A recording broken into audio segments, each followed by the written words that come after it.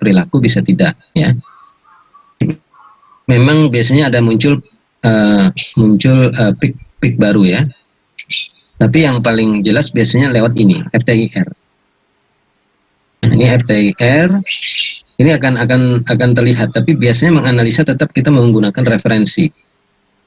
Ya, kita juga tetap menggunakan referensi. Saya kemarin analisanya, kalau disertasi nggak pakai ini. Ini barusan saya pakai ini untuk membantu mahasiswa kita, siapa namanya, orang Kota Baru itu. Dia mencampur tanah dengan kapur, tapi kapurnya dari kerang itu, ya, dari cangkang kerang. Ya, jadi cangkang kerang. Jadi cangkang kerang di itu kan banyak di Kota Baru itu, ya. Itu jadi kapur, dipanaskan sebentar, terus dihaluskan, langsung jadi kapur. Nah itu, ya, itu Malaysianya dengan FIR. Jadi terlihat apakah ikatan-ikatan yang terjadi antara tanah dengan sampel, ya, antara tanah dengan kapurnya. Nah itu. Lalu kita bisa lihat juga dengan scanning elektronnya. Apa yang terjadi di sana? Apakah tanahnya porinya menjadi besar? Apakah porinya menjadi kecil-kecil? Ya, lihat sekali di sini. Ya. Dan memang lebih banyak kualitatif. Ini kualitatif. Ya, jika itu kualitatif juga. Kalau mau kuantitatif tuh harus ada beberapa foto dan harus ada beberapa perlakuan. Misal kalau X-ray ini kita tahu berapa kaulin yang ada berapa persen kaulin. Jadi kita punya sampel berapa persen kaulin, berapa persen morillonit, ya, berapa persen quartznya. Nah itu bisa pakai X-ray, tapi tidak dengan satu sampel. Kalau satu sampel, sekali foto, sekali scan, itu hanya bisa kita menentukan, oh di sini ada kaulinnya, di sini ada morillonitnya, di sini ada quartznya dan sebagainya. Jika kita gunakan. Tapi kalau kita pengen berapa kaulinnya, berapa persen kaulinnya, nah itu harus menguji beberapa sampel dengan beberapa perlakuan. Ya, kita harus buka referensi dulu. Ya, buka referensi, misalnya pada salah satunya adalah dengan pembasahan, ya, pembakaran. Ya, jadi ada berapa derajat kaulin itu akan terbakar habis. Nah, disitulah nanti kita lakukan analisa. Ini X-ray, ya. Yang lain jarang kita gunakan, ya, jarang sekali. Bahkan di paper itu jarang. Yang sering itu FTIR, X-ray, dan SEM. Nah, sekarang bahkan di SEM ini itu ada namanya EDEX, ya, tambahannya. Ya, EDEX itu, jadi kalau misalkan kita punya scanning di sini, jadi saya perbesar, ya. Jadi alat yang terbaru itu, saya mau di sini ini di sini, ini apa ini? Nah, atau misalnya kandungannya apa saja di sini, itu bisa sekarang. Ditambah dengan uji DEX-nya itu, ya, EDEX, ya. Nah, memang kalau mau murah saya biasanya kirim ke Taiwan. Ya itu udah include lah. DEX itu jadi biasanya diambil dua titik dia, 1, 2, dia langsung. Jadi di sini apa, di sini apa saja, ya, sehingga kita kalau menganalisanya jadi lebih mudah. Nah, kalau misalnya kita tidak bisa melihat dari foto, ya, melihat, oh ternyata ini ada kandungan silikanya banyak, oh berarti ini tanah ini. Nah, kalsiumnya di sini banyak, oh ini karena sudah tercampur dengan, oh ini nih anunya apa, misalnya kalau kalsium misalnya, oh kapur gitu, ya, misalnya yang juga banyak kalsiumnya kan semen misalnya, ya. Nanti tinggal melihat pori-pori atau arrangementnya, ya, apa, klaster-klasternya, ya, bandingkan dengan antara tanah aslinya dengan yang setelah di eh, apa namanya, setelah dicampur. Nah, itu mungkin yang bisa saya jelaskan untuk ini, ya. Tapi Bapak dan Ibu sudah mengerjakan tugas, sudah membaca secara teori apa yang ada di sana. Sampai sini ada pertanyaan?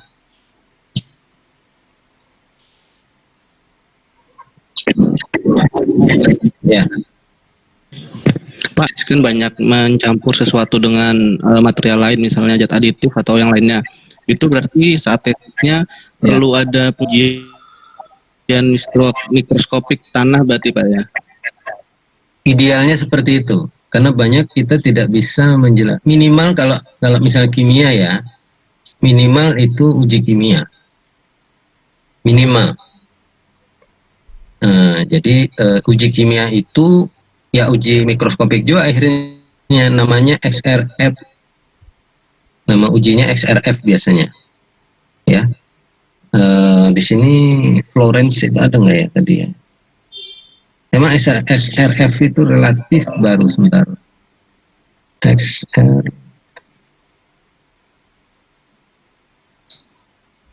tidak ada, tapi itu harusnya wajib, Mas. Kalau S1 enggak, LA1 masih nggak apa-apa gitu, tidak tidak, artinya dengan tambahan ini sekian persen maka kekuatannya akan meningkat. Lalu kita cari ini karena adanya kation yang akan berikatan dengan apa namanya, atau misalnya dengan ada kation 2 plus, maka double layer akan apa namanya, lebih rapat, ya, jaraknya itu, sehingga kekuatan jadi meningkat. Jadi begitu kalau S1 masih boleh. Tapi biasanya kalau S2 itu ditanya kenapanya itu, walaupun di S1 juga ditanya kenapa, ya, tapi tidak begitu mendalam. Tapi kalau S2 biasanya lebih mendalam lagi analisanya. Oh, ini kimianya biasanya wajib, ya. Nah, scanning elektron juga biasanya di apa namanya, juga diharapkan ada, ya, diharapkan ada, karena ujinya bisa dilakukan, nah, di Indonesia juga bisa. Jadi tinggal dipilih sampel yang kira-kira merepresentasikan dari apa namanya, merepresentasikan dari. Jadi sebelum dikirim harus betul-betul diperiksa dulu yang mana yang akan kita kirim. Misalnya di optimumnya, misalnya kita ketemu nih campuran optimum, ya, misalnya dengan campuran kapur 10% itu paling tinggi paling tinggi apa namanya, paling tinggi kekuatannya. Nah, mungkin itu yang dikirim, ya, ditambah dengan yang aslinya, artinya tanah aslinya sebelum diuji, ya, sebelum dicampur dengan yang 10% tadi, itu apa, dannya seperti apa, kimianya seperti apa, ya. Tapi kalau FTIR bisa di sini, di MIPA bisa murah, satu sampel 35.000, ya. Itu Pak Toha, ya. Jadi bisa apa namanya, memang harus, biasanya harus, ya. Jadi kita campur sesuatu dengan kimia, kita tidak uji kimianya. Tapi yang paling minimal banget, misalnya, ya, kimianya itu apa, ya, campur itu apa, misalnya tanah, ya, kimianya apa saja. Karena bisa saja, jadi gini, bisa saja kita melakukan pencampuran, tapi kita tidak mendapatkan hasil yang semestinya. Contoh, kalau misalnya ada pernah mahasiswa mencampur dengan aditif juga, ya, dengan aditif itu ternyata setelah dicampur bukannya tambah bagus, kekuatannya nambah, tapi ternyata kekuatannya turun. Nah, kekuatannya itu turun terus gitu, ya. Nah, dari situ bingung juga apa yang mau diinikan ya, yang mau di ini. Ya paling misalnya kita cek juga kimianya aditif itu apa, kimia tanahnya apa. Nah, kalau dari kalau dulu kami di ITS memang harus wajib menguji sebelum masuk ke lab ya. Kalau di kita memang tidak. Jadi ternyata campurannya ini memang beresiko bisa mengakibatkan eh, efek negatif terhadap tanah jika persentasenya terlalu besar. Nah, jadi begitu. Ya aditif yang digunakan oleh mahasiswa ini. Jadi ternyata dia harus digunakan kurang dari 1%, kurang dari 1% dari berat tanahnya. Kalau lebih dari itu dia ada penggumpalan. Nah, ada penggumpalan. Kalau ada penggumpalan, jadi kekuatannya jadi malah kecil. Nah, jadi harus di bawah 1%. Nah, itu ya. Jadi kalau kita untuk yang ini ya, yang untuk yang misalnya tadi pencampuran tadi.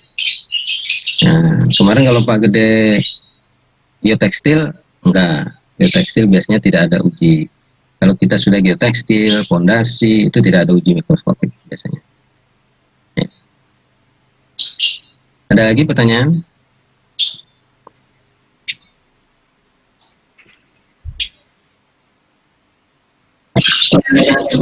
Ya. Mau bertanya Pak, saya ada baca kemarin itu metode image analysis Pak, tapi kurang paham maksudnya bedanya sama misalnya X-ray dan lain-lain itu kayak gimana Pak? Oh, image analysis. Iya. Image analysis itu jadi kan dia menganalisa gambar ya. Kalau saya dulu menggunakan image analysis itu untuk sebenarnya X-ray atau apa namanya hasil SEM misalnya scanning elektron itu saya gunakan lagi image analysis untuk menganalisa misalnya total porinya ya. Kemudian karena kadang-kadang kita misalnya ada satu gambar, dua gambar kita mau bandingkan. Ini secara visual nggak bisa ya. Secara visual nggak bisa. Ada yang bisa, ada yang bisa. Image analysis itu ada yang bisa ya. Jadi maksudnya secara visual itu ada yang bisa. Jadi saya pernah dulu di S2 ada tugas ya hasil, coba nanti saya lihat saya fotonya masih ada apa enggak. Kalau enggak saya akan berikan, silahkan nanti dikerjakan. Jadi partikel-partikel tanah itu kelihatan jelas sekali. Itu untuk kaulin ya, untuk kaulin itu jelas sekali butirannya, jelas sekali arahnya. Ya, jelas sekali arah daripada partikel-partikelnya. Sehingga secara visual, tapi dengan menggunakan image analysis yang bisa mengukur berapa sudut dari partikel-partikel itu. Tapi kalau kami dulu S2 karena secara manusia butiran itu nanti dikumpulkan butiran yang misalnya seperti 1, 2 sampai sekian ratus gitu ya. Oh, satu ini sudutnya 40, dua ini sudutnya sampai nanti baru dikumpulkan. Nah, nanti baru kita buat seperti membentuk apa namanya Ross diagram. Nah, Ross diagram seperti ini ya. Nah, Ross diagram seperti ini sehingga kita tahu nih. Oh, nah kalau ini misalnya ini disperse ya. Ini acak. Nah, jadi kita bisa menentukan setelah selesai melakukan analisis itu apakah partikel-partikelnya ini disperse, apakah partikel-partikelnya ini diffuse ya, apakah ini flocculate ya. Jadi seperti itu. Itu image analisisnya ya. Image analisis itu lebih ke bisa fotonya, hasil foto ya. Itu Muhammad Rizky ya.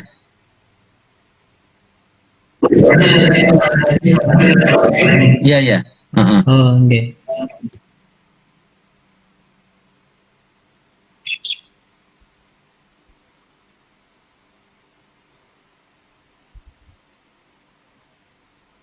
Ada lagi? Pak, gue mau tanya, untuk perbedaan distribusi ukuran pori, ukuran butir sama ukuran partikel itu apa ya Pak bedanya? Gimana? Untuk perbedaan dari distribusi ukuran pori, distribusi ukuran butir sama distribusi ukuran partikel Pak. Oke, itu ada pertanyaan kemarin tuh ya? Iya, soalnya kebanyakan dapat di jurnal itu distribusi ukuran butirnya Pak. Iya, itu aja Pak. Makasih Pak. Oke. Iya, sama-sama. Kita ke sini. Nah, jadi kalau kita melihat ini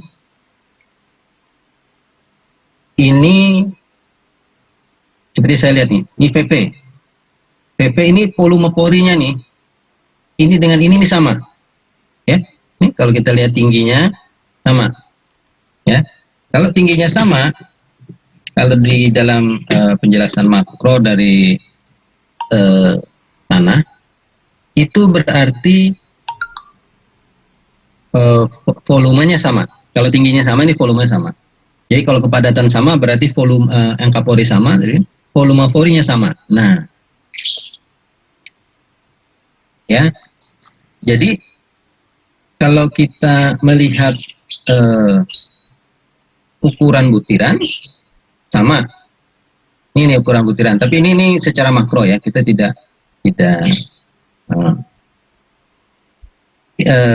biasanya kompaksi itu tidak mempengaruhi ukuran butiran. Jadi kalau kita compact itu ukuran butirannya akan, kalau di sini jadi pecah-pecah, gua nggak bisa. Ya, kita nggak bisa memecahkan ukuran partikel. Kalau ukuran klasternya mungkin. Jadi klaster itu kumpulan dari partikel-partikel. Ya. Nah, jadi yang membedakan di sini, ini ternyata adalah ukuran partikelnya. Ukuran partikel. Ukuran porinya. Ya, ukuran porinya. Jadi yang dimaksud dengan ukuran pori, jadi kalau saya punya ini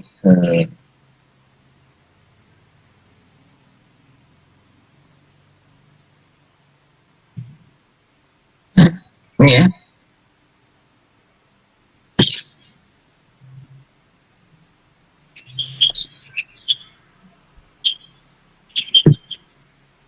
Nah, misalnya ini pori.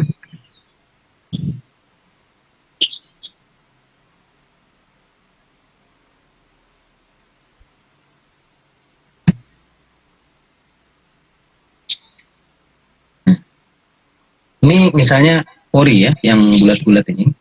Nah, di sini lagi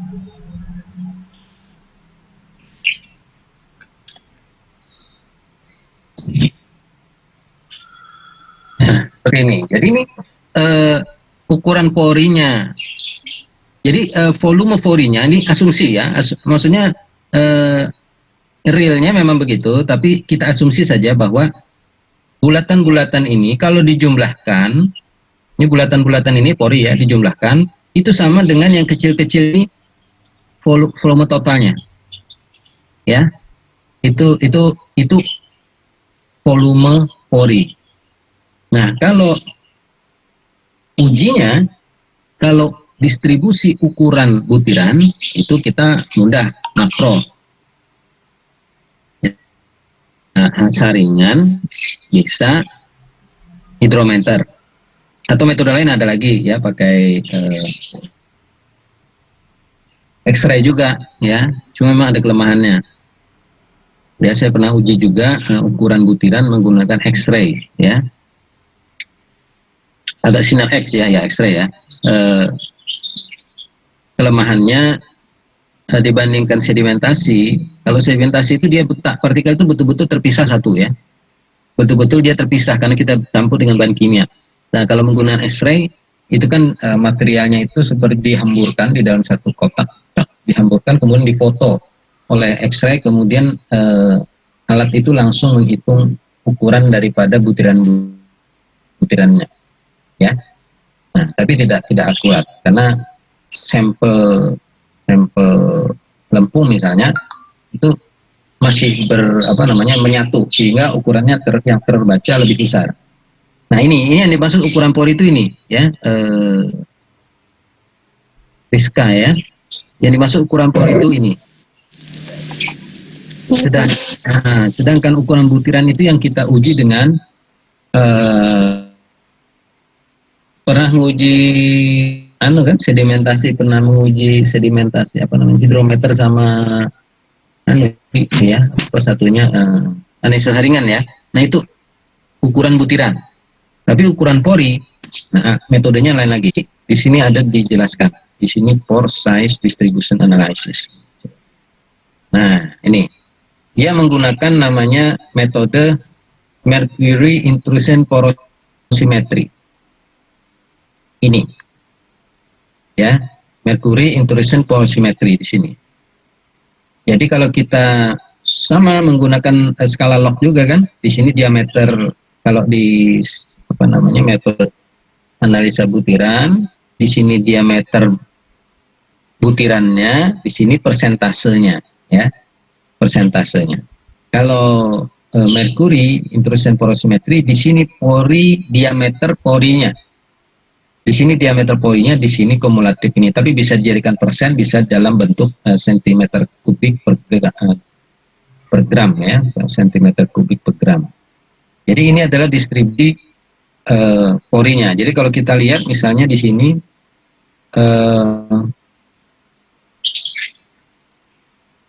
pori dengan diameter misalnya ya, pori dengan diameter, kalau kita lihat atau misalnya kita pengen tahu pada sampel kita itu pori dengan yang paling banyak, pori dengan diameter berapa? Ada yang tahu kira-kira bisa menganalisis gambar ini?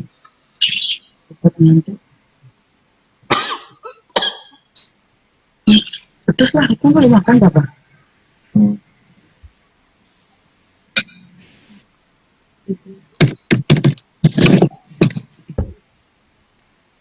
Ada?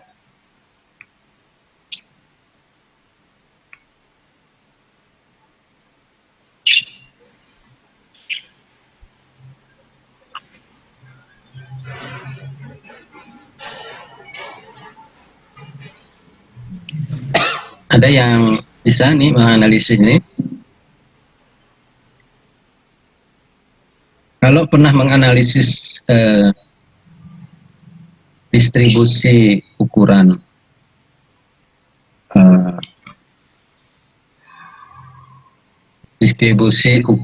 butiran, ini udah ngerti nih. Sebentar saya cek di foto yang lain apa. Nggak ada ya. Ini aja. Oke. Nah, jadi caranya adalah tinggal kita lihat ini, bentar ya. Nah, ini bagian yang tegak lurus, ini bagian yang agak tegak, itu adalah bagian yang dominan. Kalau sama dengan distribusi ukuran butiran dari misalnya apa tadi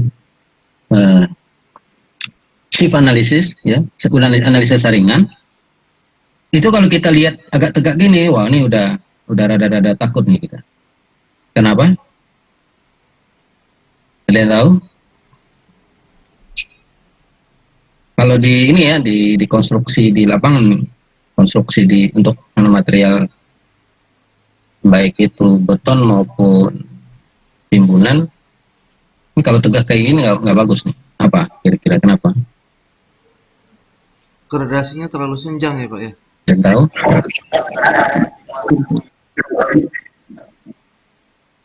Gimana Pak? Sebentar Pak. Nggak jelas? Gradasinya terlalu senjang ya? Terlalu ini ya, gradasinya terlalu sama. Nah, kalau kita ketemu di analisa ukuran butiran, bentuk seperti ini, ukuran butiran ya. Iya Pak. Nah, itu berarti tanahnya seragam. Iya. Butirannya seragam. Nah, kalau seragam biasanya kan jelek untuk material konstruksi ya. Iya Pak. Tapi material konstruksi tertentu juga membutuhkan yang seragam. Tapi artinya secara umum, kalau itu digunakan untuk timbunan atau itu digunakan misalnya pasir digunakan untuk beton ya, itu nggak bagus karena ukurannya seragam. Nah, berarti kita lihat di sini nih, berarti tanah ini hasil uji mercury intrusion porosimetri ini itu dominannya ukuran porinya ya. Kira-kira di antara ini kalau kita lihat dari skala log ini 1 mili ya. Ini ada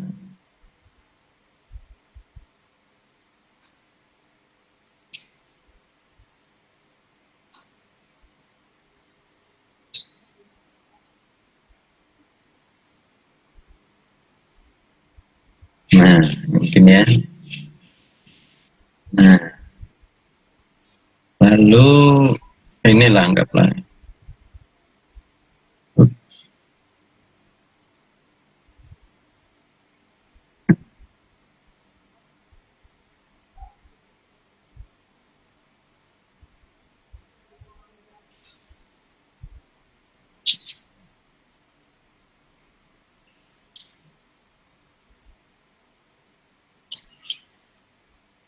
Ini ya. Ini agak miring saya bikin, harus begini. Nah, oke. Atau memang atas bawah nggak sama. Nah ini ya. Nah kalau kita lihat, ini adalah mayoritas ukuran pori daripada tanah yang kita uji ini atau tanah yang diuji di sini itu berada antara 1 sampai 2, 3, 4 mikrometer. Berapa persentasenya? Nah, tinggal kita cek di sini. Berapa ukuran persentase untuk yang misalnya 1 sampai 4 mikrometer, tinggal kita cek ini. Ya, ke sini. Ya. Kayak kita menganalisa ini juga ya, kayak kita menganalisa Nah, ya. Ini berapa nih? Berapa sentimeter kubik dibandingkan nanti dengan total. Ini totalnya di sini untuk yang sampel bawah ya, kita analisa untuk sampel bawah. Ini totalnya adalah kalau 0,2 berarti di sini ada 1 2 3. Nah, 0,1 ya. 0,1 1 2. Berarti 0,5 di sini. Nah, kurang lebih ya 0,5 sampai 0,5 ya hampir 0,05. Hampir 0,1 atau sedikit lebih dari 0,1. 0,1 cm kubik per gram. Dibagi dengan total. Ini totalnya berapa nih? Sekitar 0,175. Ya, kalau kita lihat ini satu ini adalah 0,5 0,25. 0,25, 0,05, ini 0,75. Berarti totalnya adalah 0,175 ya, 0,175. Nah, tadi dibagi dengan ini ke sini tadi ada 0,1 ya, hampir 0,1. Jadi 0,1 dibagi 0,1 ya, 0,1 dibagi 0,175 kali 100%. Itu berarti persentase partikel, ukuran partikel ya, ukuran partikel, ukuran pori untuk tanah ini, gitu ya. Oke. Ada lagi pertanyaan?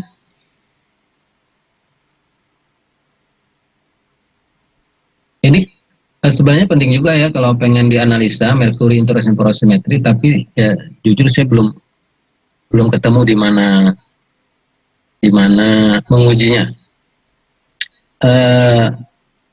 Di Jerman sendiri waktu saya nguji itu agak ribet juga ya. Ribetnya begini, merkuri interaction porosimetri ini banyak juga digunakan untuk beton ya.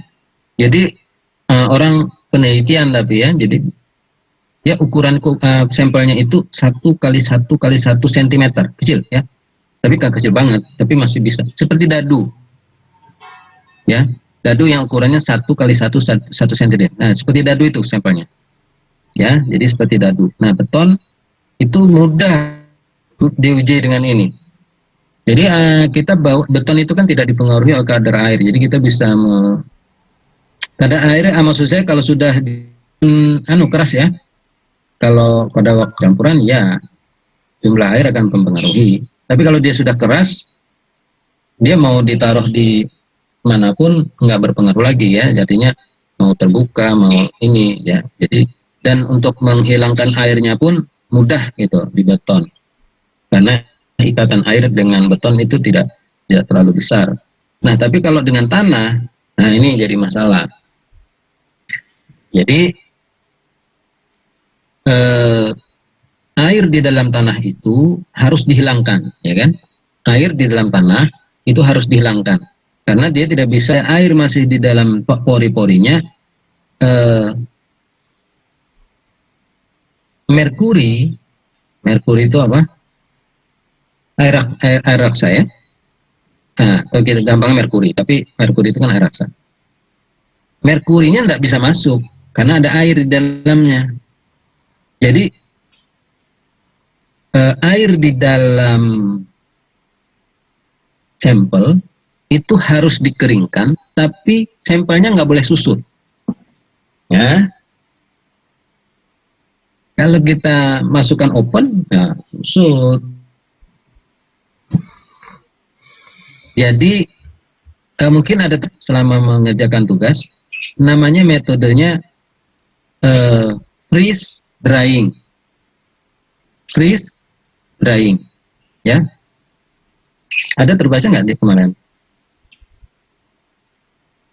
Ada, Pak. Itu yang untuk Namanya Ada, Pak. Pak. ada ya. Ada. Di pembahasan tentang apa? Nah, Itu kalau nggak salah yang itu, Pak. Aduh, yang Tentang nggak bisa scanning elektron ada. elektron itu, Pak. Mikroskop elektron. Yang sampelnya sedikit Ya, di itu, Pak. sini. Nah, oke. Ya, oke. Nggak Saya bisa jelaskan. itu, Pak. Di scanning elektron, oke. Betul. Yang penting sudah ada baca, saya jelaskan dulu. Freeze drying ini tadi adalah metode untuk mengeringkan sampel, tapi sampelnya tidak berubah susunan partikelnya. Jadi kalau misalkan seperti ini nggak berubah, tetap seperti ini. Tapi kalau kita open, ada kemungkinan dia jadi begini, ya. Jadi volumenya begini, apalagi dalamnya, ya. Dalamnya mungkin, Nah, dalamnya mungkin jadi begini ya. Nah, jadi artinya volumenya berubah, ukuran porinya berubah, nggak boleh. Kalau kita mau menguji SEM, kalau mau menguji mercury intrusion porosimetri, nggak boleh dikeringkan dengan open, karena pasti begini jadi hasilnya. Jadi tidak sesuai lagi dengan yang sampel yang akan kita uji. Makanya digunakan namanya freeze drying. Kalau ini open, ini freeze drying. Nah, sekarang apa bedanya? Kalau open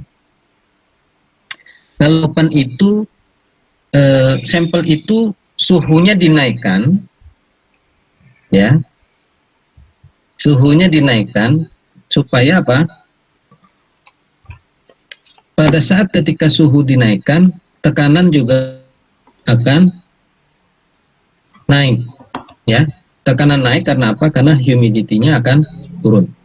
Ya, tekanan di dalam open itu akan turun. Ya, saya pernah berdiskusi juga panjang dengan profesor saya, karena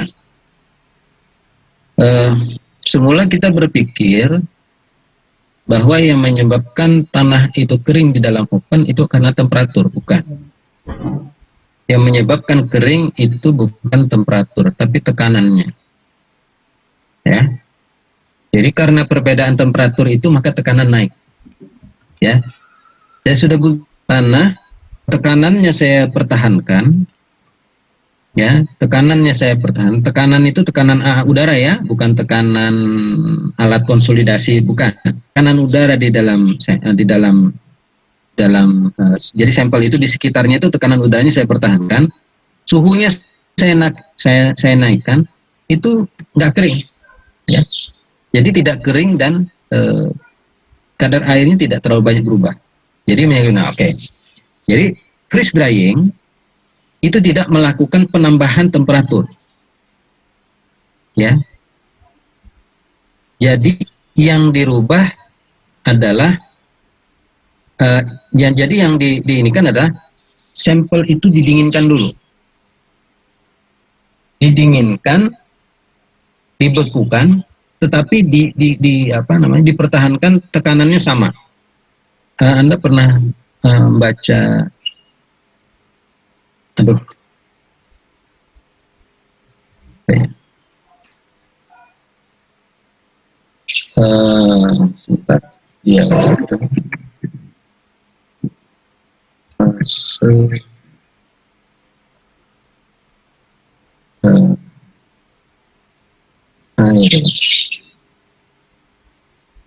nah, ini Anda pernah belajar ini ya ini pernah belajar ini di SMA mungkin ya. Kita lihat dulu.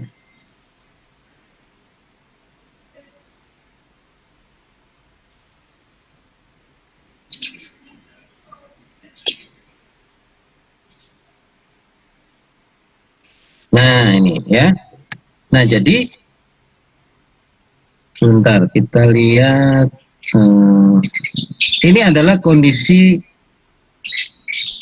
ini kita ya, kondisi sampel kita. Kalau air, ini kondisi air maksudnya, air di dalam sampel kita. Ini bisa kelihatan ya, kursor saya juga bisa kelihatan. Itu kalau kita awalnya, itu posisi copy. Coba pindah ke sini dulu.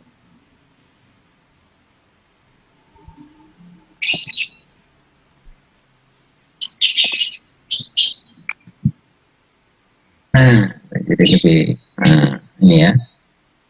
Posisi sampel kita itu ada di sini. Ya. Kenapa? Karena air yang ada di dalam sampel kita kondisinya cair ya. Kondisinya cair. Nah, kalau di open itu kita merubah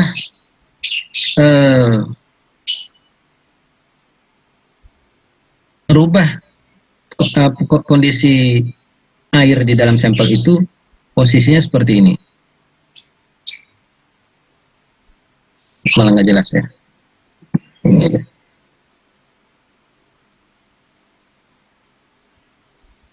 Nah, ini ini ke arah sini. Jadi jadi gas menguap ya. Jadi setelah ini temperaturnya dinaikkan, tekanan udaranya oh sebentar, tekanan udara. Oh, salah arah. Salah arah. Biasanya kita ke sini ya, ke suhu 100 ya.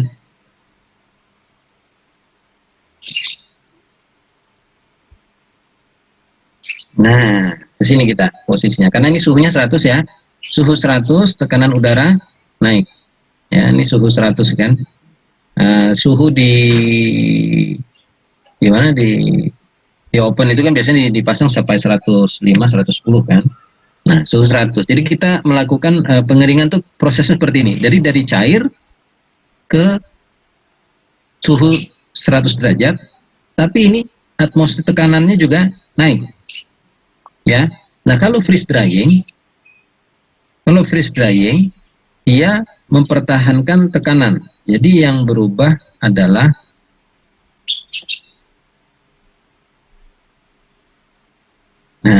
begini. Ya.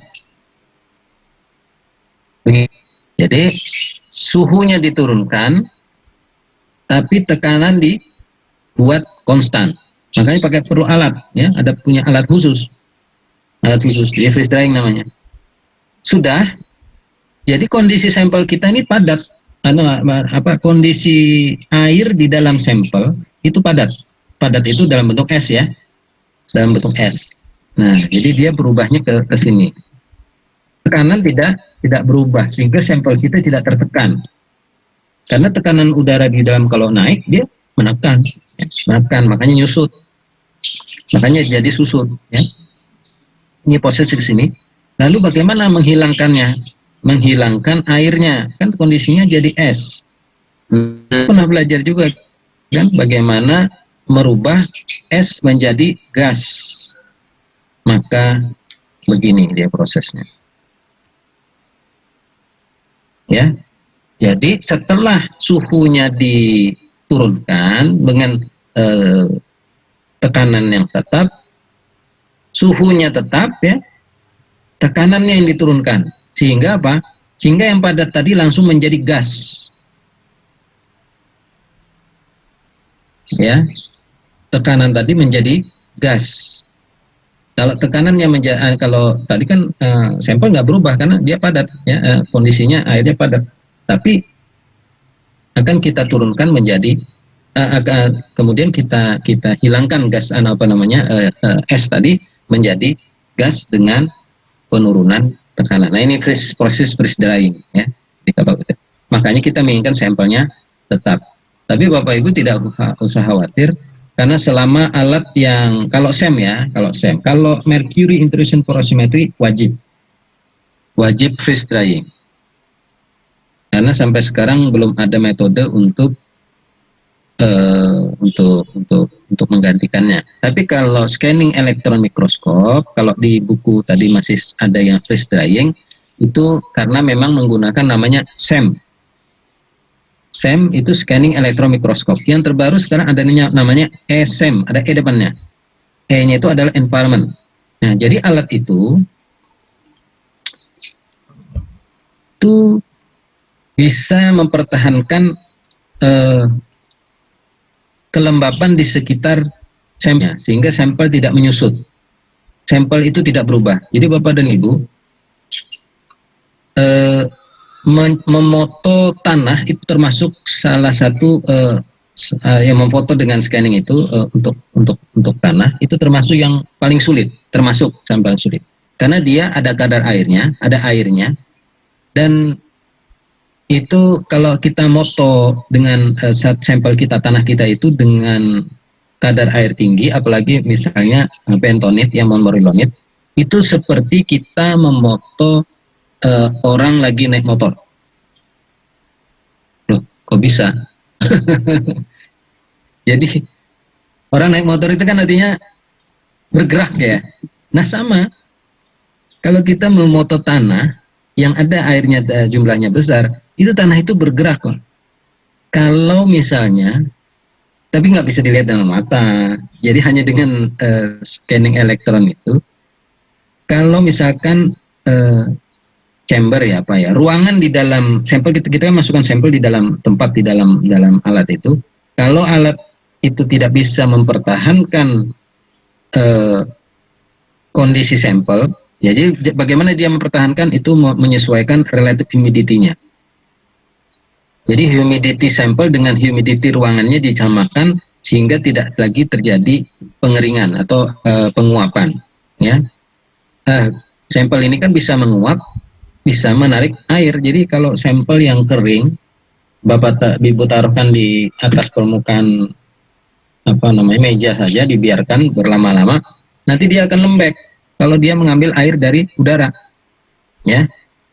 Jadi hati-hati juga karena tidak hanya menguap, dia juga bisa menarik air. Nah, sama dengan di alat ini, sehingga kenapa kita harus tadi pakai SEM tadi, kenapa udaranya harus airnya harus dihilangkan dengan freeze drying yang pakai SEM itu, karena itu tadi nggak mungkin kita memfotonya karena akan selalu bergerak, ya, foto itu akan blur.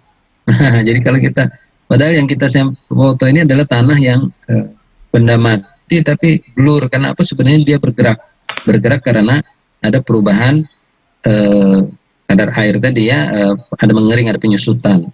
Nah, sehingga makanya ada freeze drying. Tapi sekarang ada alat namanya SM, ada environment. Nah, ini yang bisa mempertahankan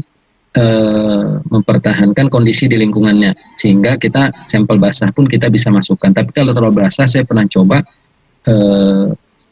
memang sulit sekali, banyak gagalnya. Jadi ya seperti tadi, kita foto tapi blur, saya juga bingung. Semula saya pikir ini operator kok kursornya selalu digerakkan, jadi saya agak-agak ini juga nanya, ini kok alatnya nggak bisa stabil. Alatnya nggak bisa stabil. Jadi dia jelaskan, oh ini bukan alatnya yang tidak stabil, ini sampelnya yang bergerak. Jadi seperti bergerak terus. Jadi kayak kita tuh kayak melihat alat yang selalu motor yang sedang berjalan, jadi gitu ya, sampai terlihat gitu pergerakan sampelnya. Nah itu freeze drying, ya. Jadi ini kalau Mercury Intrusion Simetri wajib. Oke, sampai sini ada lagi pertanyaan?